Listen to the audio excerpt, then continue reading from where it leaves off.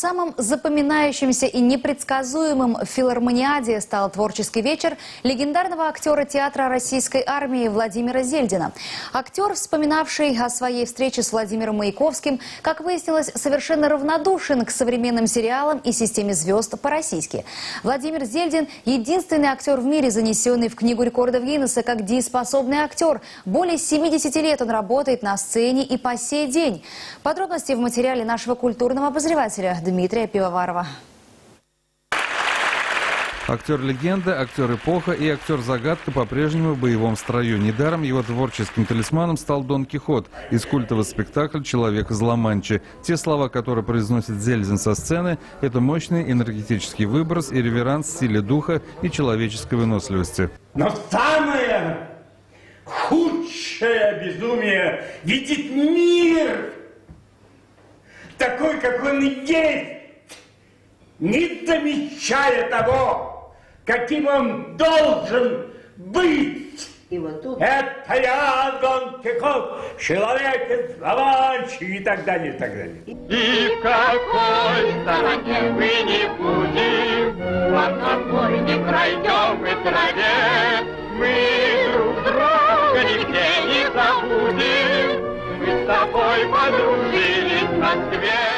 Не пил, не курил, занимался спортом, в частности верховой ездой и водными лыжами. Плюс уважительное отношение к человеку. Таково кредо актера, который в феврале отметит 100 лет. Из самых запоминающихся можно отметить пастуха из классической мелодрамы «Свинарка и пастух» Ивана Пырьева, а кто-то вспомнит и зловещий образ судьбы карателя Уоргрейва из выдающегося психологического детектива «10 негритят». Один на один. Судья и преступник. Один на один преступник и палач. Казнь. Вот альфа и омега истины. В какое время мы живем? Пиковую даму ставят в декорациях банкетного зала. Это нормально. Онегин и Ленский вместо дуэли бьют друг другу морду на столе в доме Лариных.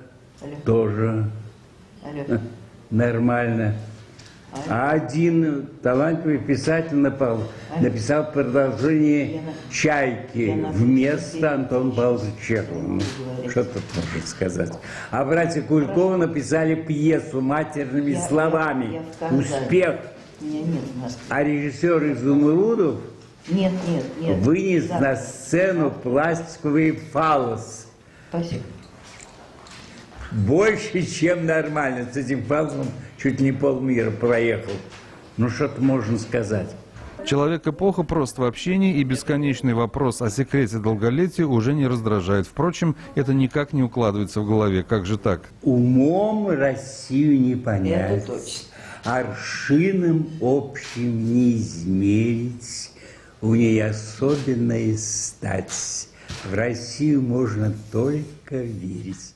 Дмитрий Пивоваров, Альфред Камилевский, телеканал «Эфир».